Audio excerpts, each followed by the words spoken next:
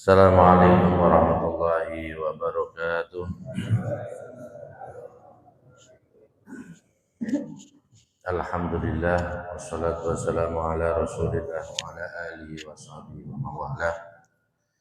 Alhamdulillahil malikil hakim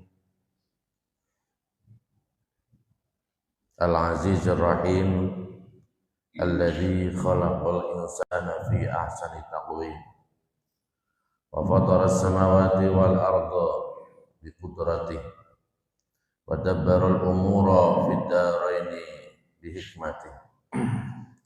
Asyhadu an la ilaha illallah wahdahu la syarika lah wa asyhadu anna sayyidana Muhammadan abduhu wa rasuluhu la nabiyya ba'dah. Allahumma shalli wa sallim ala sayyidina Muhammadin wa ala alihi wa sahbihi ajma'in. Amma ba'du.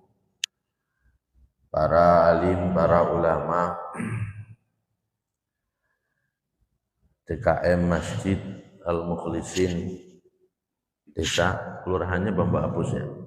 Kedam Sari itu Kedam Sari. Oh, Gebang. Maklum saya baru ke sini nih Pak Ibu. Yang saya muliakan, yang saya hormati, wabil khusus guru kita bersama, guru kami, beliau Ustaz Hidayatullah. Para alim yang lain mohon maaf, beri-beri maaf. Tidak kami sebutkan namanya, namun tidak mengurangi rasa hormat dan taklim kami. Tentunya yang pertama, yang paling utama, saya mohon maaf yang sebesar-besarnya. Karena namanya orang baru Pak Bu, nggak tahu siapa di sini. Ya mungkin pertama saya datang kurang sopan. Ya. Semoga Bapak Ibu semuanya bisa memaafkan saya. Maafin ya Bu ya. Ya, namanya orang baru kan bingung mau ngapain ini. Alhamdulillah, pertama tentunya saya sangat bersyukur sekali pada kesempatan pagi hari ini bisa bersilaturahim, bisa sowan di hadapan Bapak Ibu semuanya, memenuhi undangan yang begitu mendadak dari beliau. Saya sebenarnya membuat satu syarat Pak kepada beliau jauh-jauh hari, bahwa sebelum saya ke sini beliau harus ngopi dulu di rumah saya. Tapi sampai dengan detik kemarin itu nggak ada kabar. Alhamdulillah, berarti nggak jadi. Sore-sore tiba-tiba beliau WA, besok Ustaz suruh ke sini. Ya. Kenapa saya suruh minta ngopi dulu di rumah? Karena sesungguhnya saya itu jarang keluar Bapak Ibu. Saya udah di Jakarta 2005. Lah, kesini baru saat ini. Karena memang nggak pernah keluar kandang ya.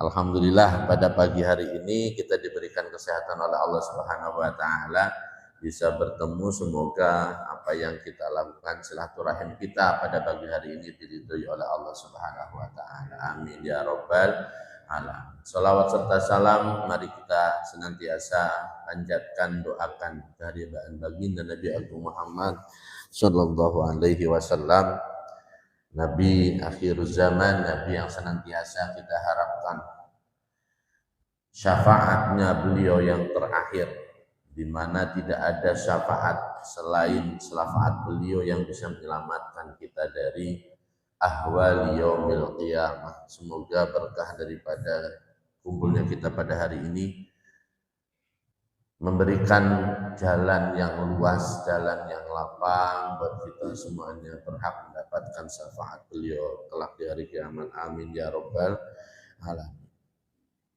Bapak Ibu sekalian yang dimuliakan Allah Subhanahu wa taala, saya bingung mau menyampaikan apa. Karena menjadi tugas saya adalah ngaji Pak. Saya dipesanin sama guru saya itu ngaji dan ngaji. Jadi kalau yang lain wallahu alam bisawab. Jadi kalau Ibu berharap saya datang terus kayak dai-dai yang lain, jangan berharap ya Bapak Ibu. Karena yang saya bisa adalah membacakan kitab saja. Itu pun juga masih butuh bimbingan dari guru kita Ustaz Hidayat dan Ustadz Gagan Maksum ini, beliau juga alhamdulillah saya diperkenalkan dengan beliau, sangat membantu sekali dalam saya belajar. Namun apapun itu, alhamdulillah pada pagi hari ini Bapak Ibu, tidak lain tidak bukan kita berkumpul. Tadi sudah diawali sholat subuh berjamaah, di mana pagi hari itu adalah pintu gerbang daripada bagaimana kita akan menjalani satu hari berikutnya, satu hari ke depan, hari ini yang akan datang. Kita bisa berjamaah sholat subuh ini satu hal yang luar biasa. Ada hal-hal yang tidak kita rasakan, yang kita rasakan tapi tidak bisa kita mengerti dalam kehidupan ini. Contohnya apa? Yang misalkan kita itu kadang-kadang sering menjalani hidup tidak karu-karuan. Masalah tidak ada, tapi tidak kita dapatkan ketenangan. Rasanya kok pikiran bunda sumpah, hati itu rasanya pingin marah, ya. Itu kita rasakan, tapi kita tidak tahu alasannya apa. Ternyata kuncinya ada pada bagaimana kita menjalani pertama hidup kita, yaitu di pagi hari. Apa Pak? Doa ketika bangun tidur. Ketika kita bangun tidur, kok alhamdulillahilladzi, atau sadar, atau, dan itu juga pagi hari itu tergantung bagaimana kita tidurnya. Jadi semua seharian kita itu seperti ikatan putaran roda yang saling berhubungan. Ketika kita tidur tidak dipenuhi dengan kesadaran penuh bahwa kita akan istirahat, kita tidur dengan membaca doa, kita tidur sadar betul bahwa kita akan mati dan seterusnya, memohon ampun dan lain sebagainya. Pertama, tidur kita tidak berkualitas. Yang kedua, bangun kita juga tidak berkualitas. Bangun kita juga akan susah. Ya. Jadi itu tadi. Allah itu sebenarnya sangat membantu kita untuk menjalani hidup ini sesuai dengan apa yang Allah kehendaki. Ya, sadar tidak sadar, mau tidak mau, seperti itu sesungguhnya. Kita sesungguhnya nggak perlu alarm Pak.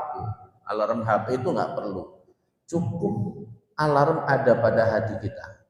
Ya Allah, bangunkan saya jam 3. Saya yakin jam 3 kita sesungguhnya bangun.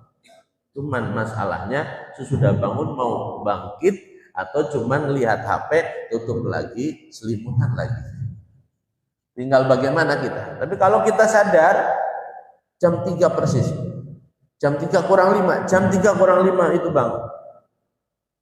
Nah, jika itu kita menjadikan kebiasaan, maka ritme kehidupan kita itu akan jadi teratur, terarah. Karena apa Bapak? Tugas kita sebagai manusia itu adalah wa ma khalaqtul jinna wal insa illa liya'budun. Tugas kita, asal tujuan kita diciptakan oleh Allah itu hanya untuk menyembah Allah. Sedangkan mohon maaf, alhamdulillah nih pagi hari ini kita bisa sholat berjamaah. Tadi berapa menit Bu? Ada 5 menit sholat subuh. Ya, di sini aja sholat subuh 5 menit. Kebetulan guru kita yang imamin udah murotal, bacaannya enak banget. Ya. Kalau di sholat di masjid yang lain, musola yang lain, nggak sampai 5 menit. Ya. Sholat zuhur apalagi, walaupun 4 rakaat tapi tidak berjamaah, lebih cepat lagi. Katakanlah kita sholat 5 menit dalam setiap waktu, maka dalam satu hari 5 waktu kita sholat berapa menit? 25 menit lah. Sunnah ditambah sunnah, nggak ada 1 jam. Betul lah, betul. Padahal Allah kasih kita berapa? 24 24 jam. Selebihnya bagaimana kita cara beribadah kepada Allah. Ya. Makanya dalam hidup kita itu ada namanya matematika hidup. Untungnya Allah itu memberikan kita itu keluasan yang luar biasa. Ada satu amalan yang punya nilainya sampai 1000 bulan. Ya. Seperti ketika kita beramal soleh di malam Lailatul Qadar. Ada amalan yang kemudian mendapatkan pengampunan 1 tahun yang lalu dan 1 tahun yang akan datang. Betul apa betul? Percaya apa percaya? Harus percaya. Ada yang seperti itu. Ada dosa. Pun demikian dosa. Ada dosa yang ketika dilakukan akan tidak diterima sholat selama 40 hari. Ada kan seperti itu. Matematika itulah yang kemudian kita nanti akan dikenal sama dengannya dengan yaumul hisab. Ya. Kembali lagi kepada tadi, lalu bagaimana cara kita mengisi 23 jam lebih menjadi ibadah? Ternyata itu sesungguhnya tidak sulit. Tapi sulit lah, gimana sih? Tidak sulit tapi sulit. Begitulah bahasanya Imam Ghazali menjelaskannya begitu. Sesungguhnya itu mudah, jelas, dalilnya nyata, kelihatan, terang benderang, tapi kemudian belakangnya belum menyampaikan, tapi ya sulit. Maksudnya apa? Kalau dari sisi petunjuk, dari sisi caranya, dalam kita beribadah itu mudah, tidak ada yang dipersulit oleh Allah. Coba kita itu beribadah diperintahkan oleh Allah mastata'tum, Pak. Sesuai dengan kemampuan. Tidak harus beribadahlah seperti kualitas ibadahnya Nabi. Lah habis kita. Kita tidak bisa, tidak mungkin. Jangankan Nabi, Sayyidina Ali saja kita tiru tidak bisa. Sayyidina Ali sholat, dia terkena panah, panahnya diambil, nggak berasa Pak. Saking khusyuknya beliau. Lah kita jangankan kena panah senjata, baru kena panah asmara aja nggak bisa sholat. Selalu terngiang-ngiang, selalu teringat kepada sang pujaan hati. Ya. Sedangkan Sayyidina Ali panah betul-betul luka ketika udah sholat selesai malah marah. Saya kan sudah nyuruh nanti kalau saya sholat ambil tombaknya. Tapi kenapa saya tidak, tombaknya belum kamu ambil? Kenapa beliau bisa mengatakan tidak diambil? Karena beliau tidak merasakan sakit ketika sholat. Ternyata udah diambil, udah dicabut. Tapi beliau tidak merasakan, saking khusyuknya saja. Nah, sekelas Sayyidina Ali saja kita tidak mampu. Untungnya Allah memerintahkan kita beribadah, bertakwa itu sesuai dengan kemampuan kita. Kita nggak bisa sholat sambil berdiri, bisanya duduk dan sambil duduk. Nggak bisa sambil duduk, misalnya sambil tidur miring ya tidur miring. Tidur miring nggak mampu ya tidur telentang. Udah tidur telentang nggak mampu, bergerak pun nggak mampu, pakai isyarat mata. Kalau sudah nggak mampu lagi berarti disolati, kan begitu. Begitulah Allah memberikan kemudahan kita yang luar biasa. Ya, tidak bisa sedekah uang, ya sedekah senyum. Ya, tidak bisa sedekah senyum yang minimal sedekah tidak membuat orang lain susah. Tuh, enak banget Pak. Makanya bisa kok kita mengisi 23 jam untuk beribadah. Jadi tadi sesungguhnya mudah. Sulitnya bukan karena dari nafsu ibadahnya, sulitnya karena kita sendiri yang nggak mau menempuh jalan ibadah. Ya. Contoh sambil bengong Pak Bu, itu bisa jadi nilai ibadah. sambil bengong, apalagi bapak-bapak ya di pinggir jalan ngeliatin motor lewat sambil bawa segelas kopi panas, sebatang rokok, lebus lewat, tapi dinilai ibadah. Yang penting tahu caranya. Apa caranya? Dalam ibadah itu ada ibadah fi'li, ada ibadah tarki.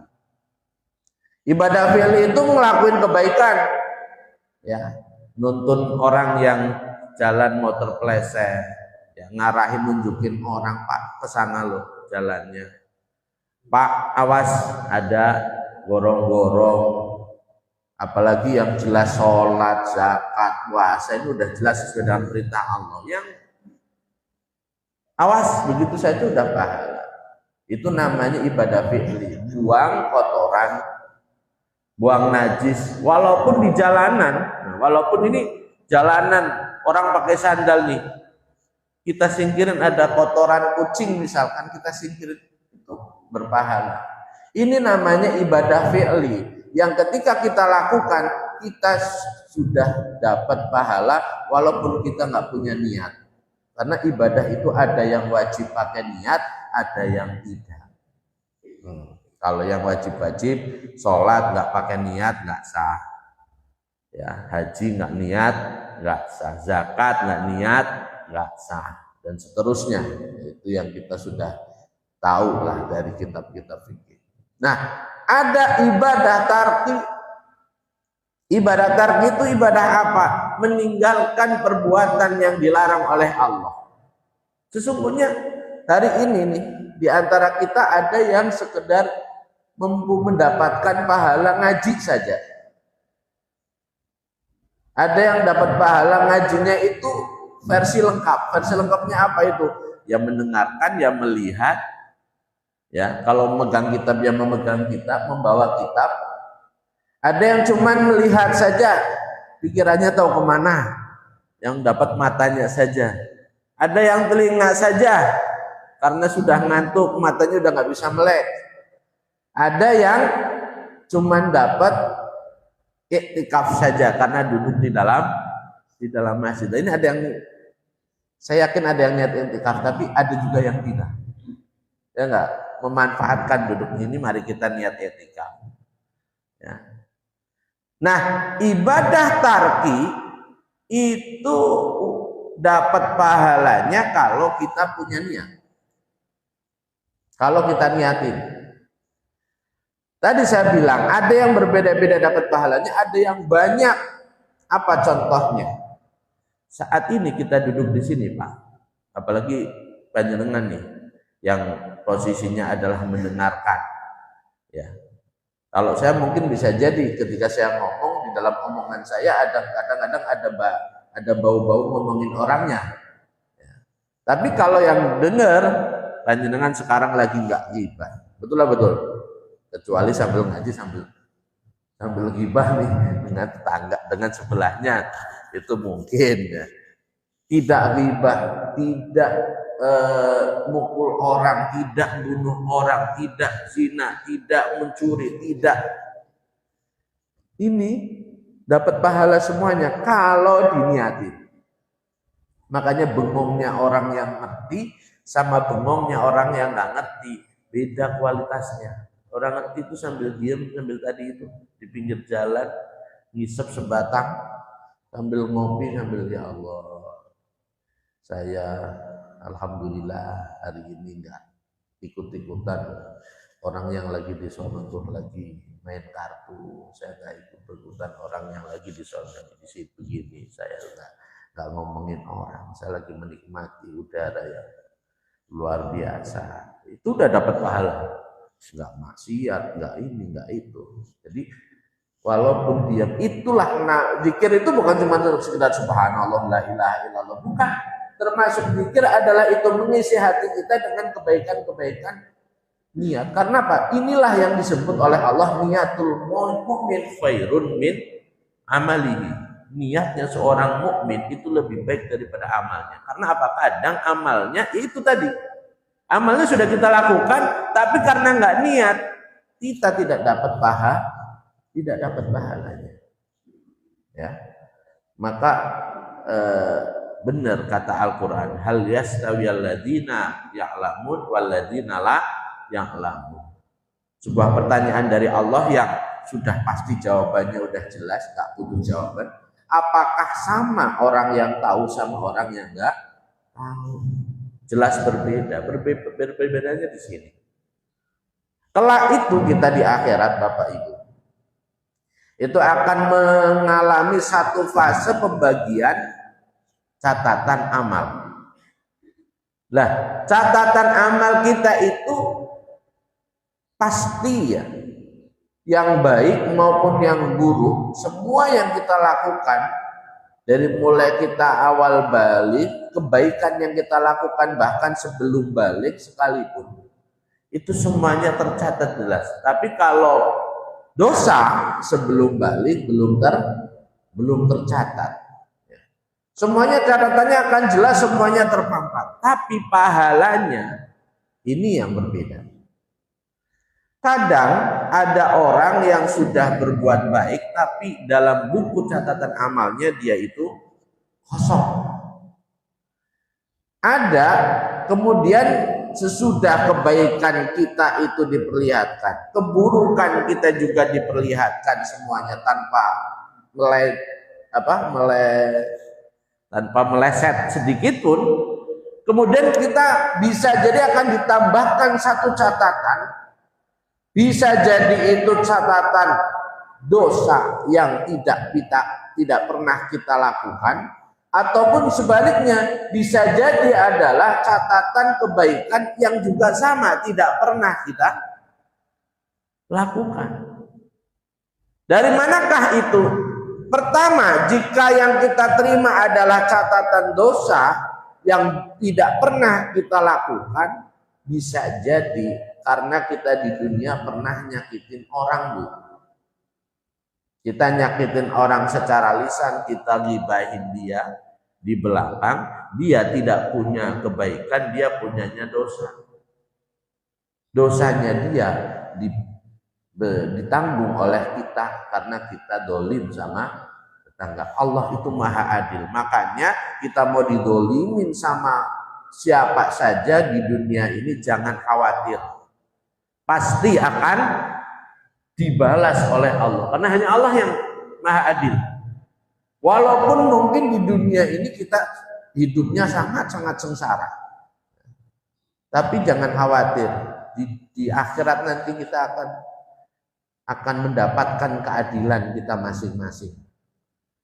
Pun demikian dengan kebaikan, ya. Sama, kesabaran kita juga bisa berbuah kebaikan atau dosa kita habis ketika kita disakitin orang, didolimin orang. Dosa kita berikan ke dia, ditanggung oleh dia. Atau jika memang tidak, kita nggak punya dosa nih, kebaikan dia buat kita.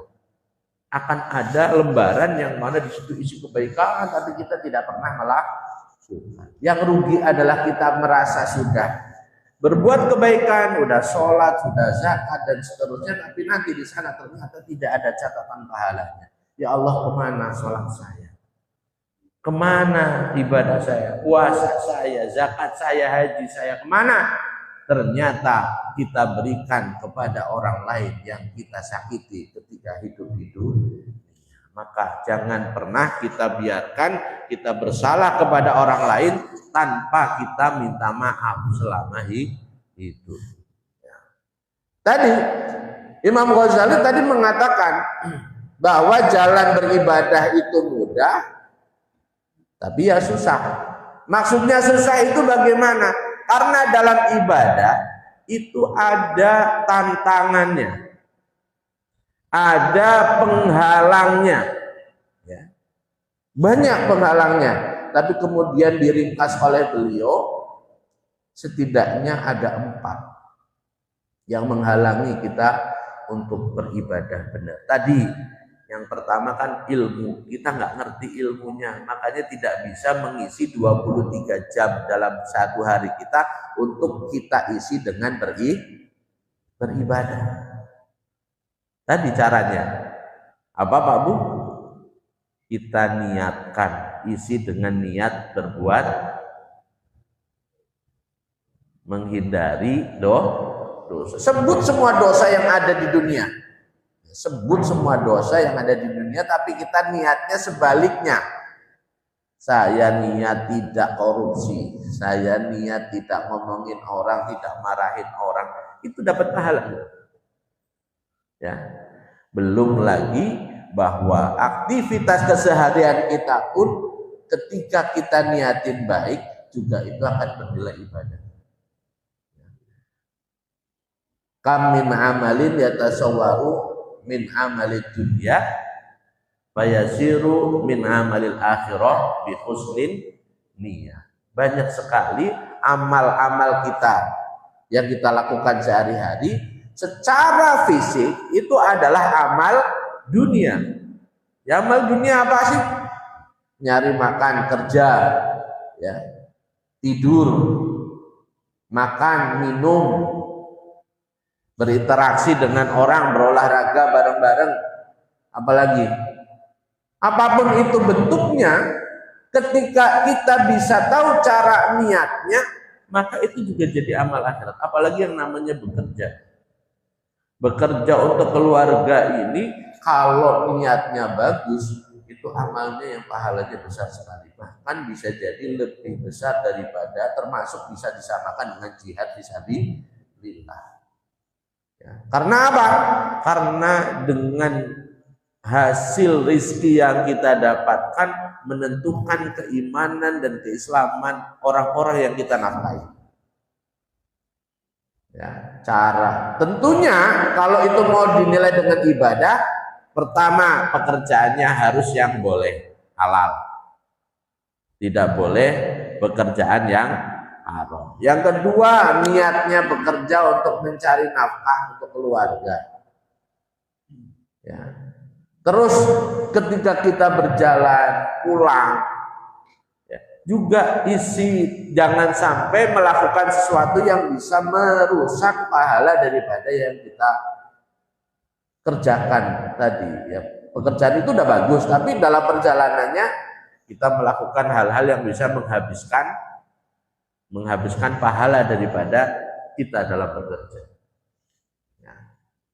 Ya, banyak hal, mengumbar mata lah, ya, menyakiti orang lah, ya. Banyak dosa-dosa kecil yang kita lakukan di jalanan tuh. Kita ngasih klakson mendadak, orang lewat, dia kaget, dia marah, itu loh dosa. Nyalip dengan mengagetkan orang itu ya dosa. Maki-maki padahal dia belum tentu salah, ya, itu dosa. Kita jalan berteduh di genteng orang tanpa izin yang punya, itu dosa. Menginjak tanah yang ada hak miliknya, yang mana ketika orang yang punya itu melihat belum tentu suka, itu ya dosa.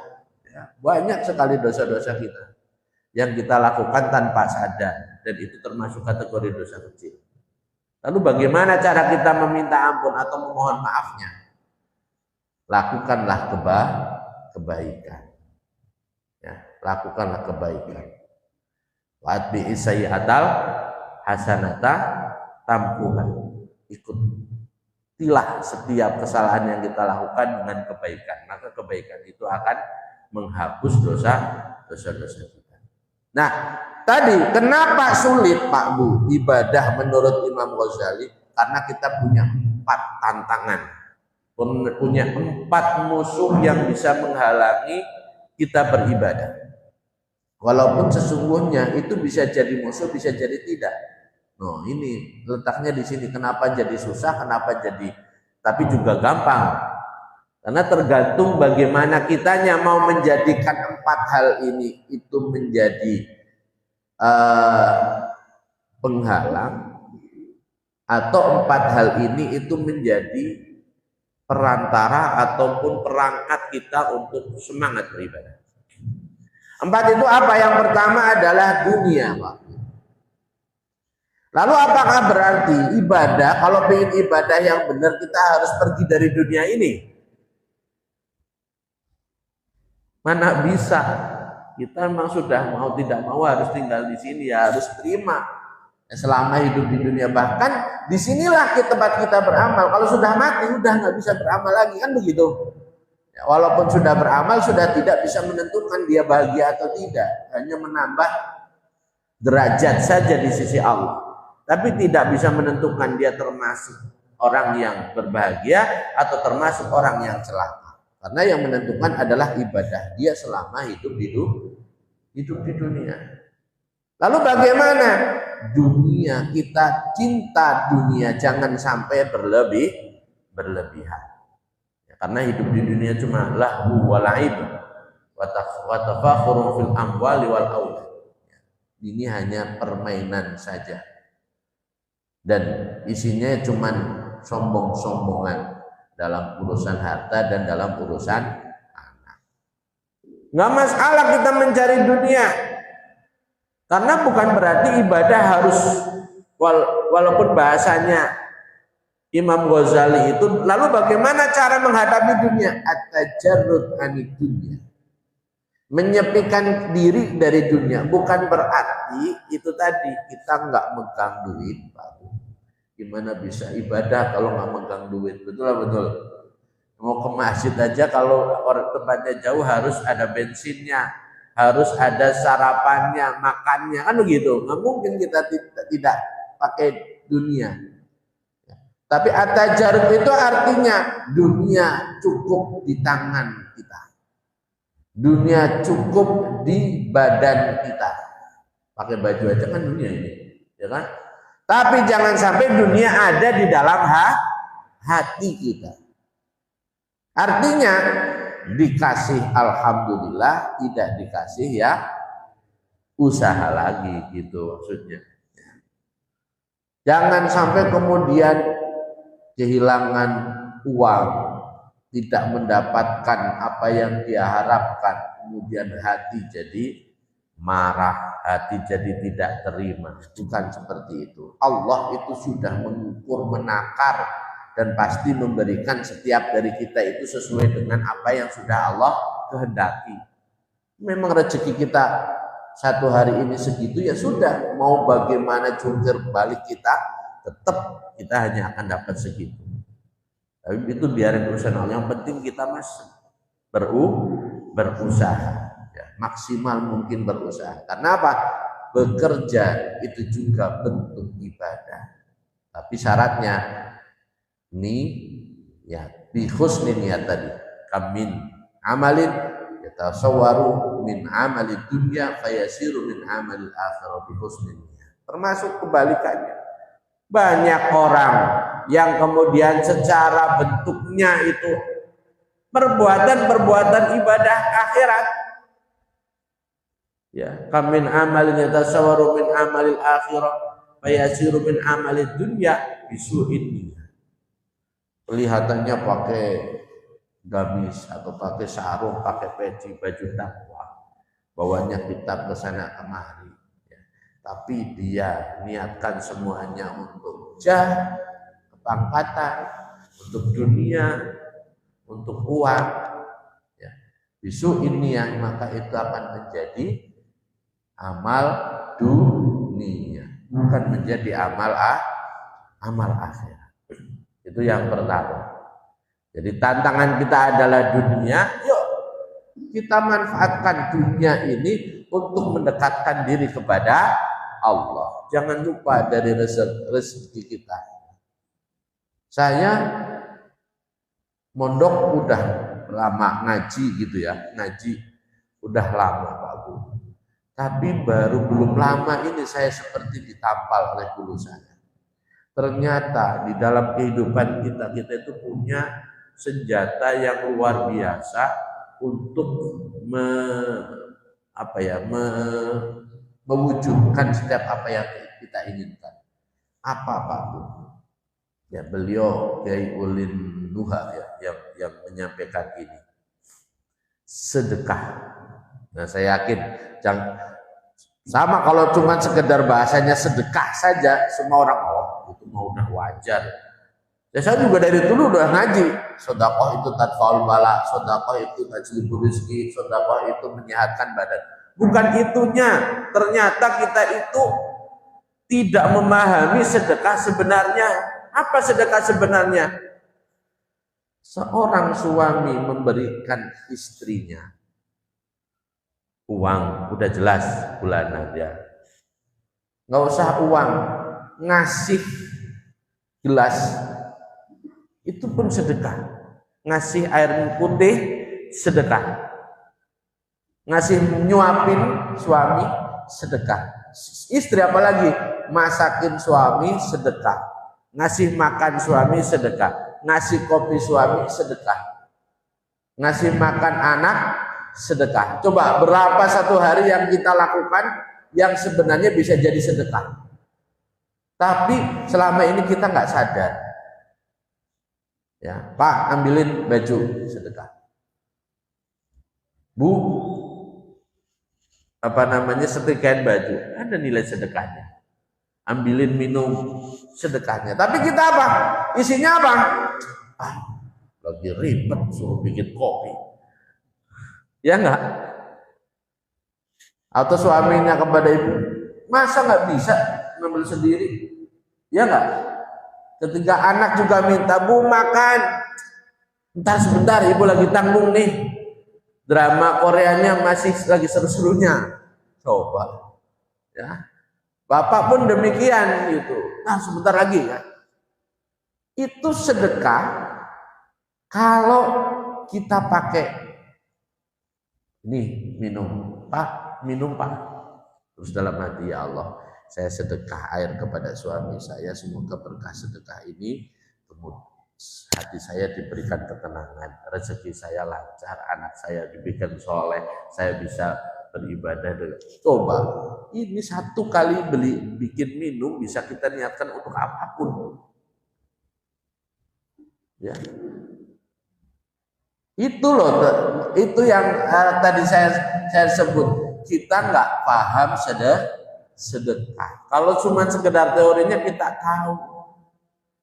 Pun demikian dari ayah ke anak, dari teman ke teman, itu loh, ngasih sebatang, ngasih minum, ngasih makanan, wah,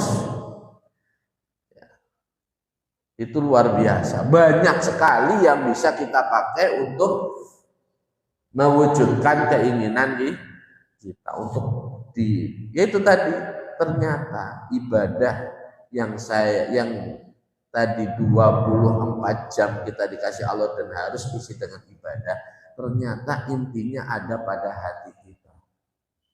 Kalau hati kita selalu berta'alluq kepada Allah Subhanahu wa taala, insya Allah yang itu bisa kita penuhi 24 jam penuh beribadah kepada Allah sesuai dengan apa yang menjadi tujuan Allah menciptakan kita, ya. Kemudian yang kedua adalah manusia.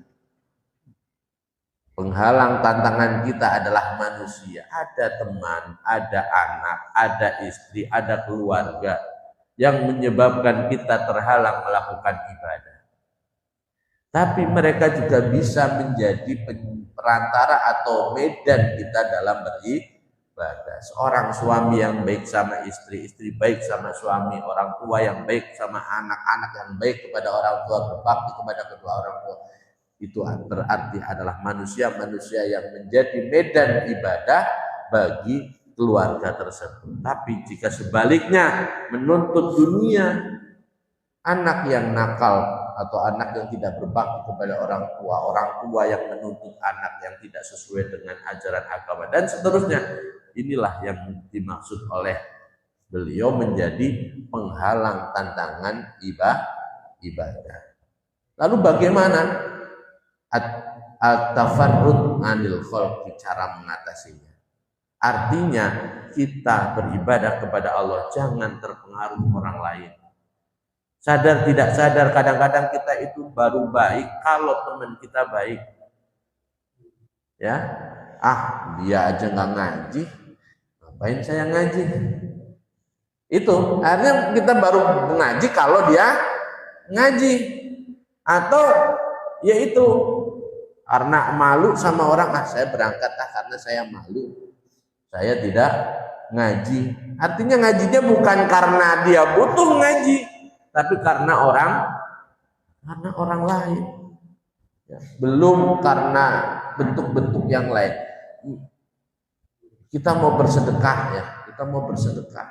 Ya, tiba-tiba dilihat orang nggak jadi, nanti dibilang sok baik, gitu kan? Atau malah sebaliknya, dilihatin mulu kotak amal jalan-jalan. Akhirnya apa? Yang tadinya nggak pengen sedekah jadi sedekah. Nggak ada artinya yang begitu. Ya. Salah satu penjelasan dalam Kaswat Tabyin, Bapak Ibu, salah satu karangannya Imam Ghazali juga. Ketika ada orang yang dia itu punya kebiasaan sholat duha. Sholat duha, setiap hari sholat duha. Tiba-tiba suatu ketika kedatangan orang lain, temennya kah, bosnya kah, mertuanya kah, besan dan seterusnya, tiba-tiba dia begini, hari ini saya libur dulu duhanya, takut dikira sok rajin, ya, takut dianggap sombong, riya dan seterusnya, sehingga dia yang tahu biar Allah saja. Cerita tidak, itu saja termasuk dalam tingkatan riya, Pak. Berarti, cuman bedanya riya itu bukan berarti sesuatu kita amalkan demi pujian manusia, demi nilai dari manusia lain. Bukan cuman sekedar itu. Termasuk dari riya adalah ibadah karena nggak adanya manusia, itu juga termasuk. Kita kan ibadah harusnya lillahi ta'ala. Kalau nggak lillahi ta'ala ya berarti lil ghairillah, kan begitu, untuk selain Allah. Tiba-tiba kita tidak jadi duha karena gara-gara ada orang, berarti duha kita selama ini bukan karena Allah tapi karena nggak ada dia, kan gitu. Bukan karena Allah. Tapi itu sudah bagus ya. Bukan berarti harus bersih banget ya, tidak. Tapi itu masih dalam Kaswat Tabyin itu habis. Pembahasannya tentang maghrur, tipuan-tipuan dalam hidup yang kadang-kadang kita anggap itu sudah baik, ternyata menurut Imam Ghazali masih perlu ditingkatkan. Tapi sesudah poin dari semua yang saya dapat simpulkan dari kitab-kitabnya Imam Ghazali itu adalah sesungguhnya siapapun kita di dunia ini, itu kita tidak ada kata sempurna dalam beribadah. Masih tetap perlu perbaikan, serajin apapun dia, sesoleh apapun dia. Ya, pasti ada sisi-sisi. Karena apa? Tidak ada manusia yang bisa sempurna. Pasti kurang. Pasti ada sisi. Artinya itu adalah bentuk konsekuensi daripada musuh yang ketiga. Musuh ibadah yang ketiga yaitu setan, iblis, yang tidak akan pernah berhenti mengganggu kita dalam beribadah. Iblis itu sesungguhnya ringan, lemah. Iblis itu lemah, Bapak. Dia itu bukan lawan kita. Iblis itu bukan lawan kita. Karena iblis itu tidak pernah memaksa kita berbuat dosa, nggak pernah. Iblis itu nggak mampu ya menyebabkan orang yang di masjid ini tiba-tiba dia pindahkan ke tempat maksiat, nggak mampu. Iblis itu nggak mampu, bahkan orang yang sudah punya niat melakukan dosa jadi melakukan dosa, iblis nggak mampu berbuat demikian. Iblis itu tugasnya hanya bilang begini, ayo, kalau dia jahat nih, ada kejahatan di depan, lakukan. Ya, curi, ambil saja tuh punya orang, jelekin dia, udah sampai segitu itu, hanya membisiki saja. Ketika itu melakukan murni, ketika kita melakukan dosa murni, Pak Bu, kesadaran atau kemampuan dari diri kita sendiri yang melakukan dosa itu. iblis tidak terlibat. Dia ketika kita baru mau melangkah melakukan dosa, dia sudah lari. Inni akhafullah rabbal alamin. Saya takut kepada Allah. Itu iblis. Nggak bakalan dia ikut terlibat di dalam dosa yang kita lakukan. Jadi sesungguhnya iblis itu begitu. Lalu siapa yang berarti yang berkemampuan untuk menghindari atau melawan? Ya kita sendiri. Kenapa kita ikuti? Karena kita punya tantangan yang keempat, yaitu hawa nafsu. Ini yang paling berat, bukan melawan iblis. Melawan iblis itu cukup a'udzubillahi minasyaitonirrajim, lari dia. Tapi hawa nafsu kita ini yang paling berat, karena afdolul jihad mujahadatun nafsi. Perjuangan yang paling berat, perjuangan yang paling hebat adalah memerangi hawa nafsu yang ada pada diri kita. Ini luas sekali pembahasan tentang ini. Makanya di dalam thariqah, ya, di dalam thariqah kita itu An-Nahdiyah Al-Mu'tabarah diajarkan cara-caranya bermujahadah. Ada yang namanya suluk, ada yang namanya kewajikan, ada yang namanya zikir khidul anfas, ada yang namanya zikir lataifus sab'ah. Ini semuanya adalah dalam proses untuk itu tadi, mujahadatun nafsi, dibimbing oleh guru-guru yang memang sudah soleh, yang sudah baik, yang sudah mempunyai makom musyahadah dan seterusnya, bisa membimbing murid-muridnya menuju kepada Allah Subhanahu wa Ta'ala. Nah, ini sangat panjang. Jadi 4 hal ini yang menjadi kenapa seolah-olah beribadah itu sulit. Sesungguhnya ibadah itu mudah, tapi karena ada 4 hal ini maka sulit. Itu tadi. Kenapa Imam Ghazali mengatakan ibadah itu mudah, jelas. Tapi bagi siapa? Lil qasidin. Ya, hanya bagi orang yang memang punya kemauan untuk itu. Kalau mau beribadah pasti bisa. Pasti mudah, pasti gampang. Tapi kalau orang nggak punya kemauan, yang mau dibayar pun nggak akan nyampe. Ya, ayo Anji. Ngapain sih? Apa baik mah, jadi baik mah tidak harus ngaji, bisa bentuk lain, atau besok aja lah, sekarang masih saya masih kotor nih badan nih, saya masih banyak dosanya nih, belum pantas saya gabung-gabung sama masjid. Itu tuh hawa nafsu. Setan itu sudah cukup ngomong jangan ngaji, udah. Dan setan bukan cuma sekedar kadang, kalau itu jelas jangan ngaji, ambil barang orang, gibahin aja dan seterusnya, itu udah jelas ya yang memang konotasi negatif. Setan juga bisa menghasut kita dengan bahasa yang baik. Salatlah di depan saja sofnya, jadi imam kamu, jadi penceramah kamu, ngajilah kamu. Itu juga setan. Ya, kita lagi sholat ya Allahu Akbar, tiba-tiba ada pikiran diingetin sama HP kelenting, jangan-jangan enggak, saya lagi sholat, nggak peduli. Tiba-tiba ada orang salam Allahu Akbar, nggak peduli. Lagi nungguin bakso, baksonya lewat, nggak peduli. Bisa kita singkirkan pikiran-pikiran kita yang sesungguhnya tadinya sudah kepikiran sebelum sholat, ketika sholat tiba-tiba apa yang kita sebenarnya tunggu dan sebagainya kok datang gitu. Tapi kita bisa hilangkan. Enggak, saya lagi sholat, nggak peduli, dan seterusnya. Setan masih bisa ngomong, hebat kamu, saya gangguin nggak mempan. Wah, apa yang ada dalam hati kita? Alhamdulillah. Akhirnya, wah saya hari ini bersukses. Itu pun salah. Itu namanya ujub. Banyak.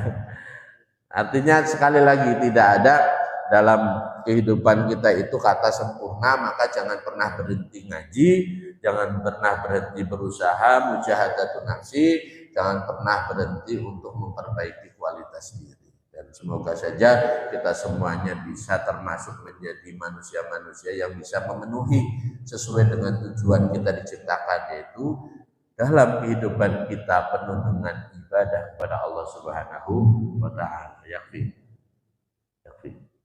Ya.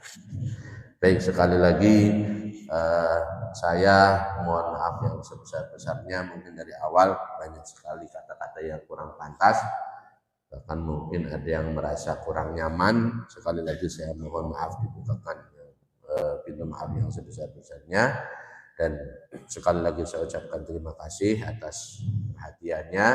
Semoga kita semuanya bisa mendapatkan manfaat dari apa yang disampaikan oleh beliau Al-Imam Abi Hamid bin Muhammad Al-Ghazali ridallahu li syafaati Rasulillah wa li qada'il hawaij wa li husulil maqasid dunya wal akhirah wa li salamatina wa li salamati ahli baitina wa li salamati dzurriyyatina ila akhir dzurriyyah min fitnatid dunya wal mamat wa min fitnatil masiihid dajjal wa min adzabil qabri.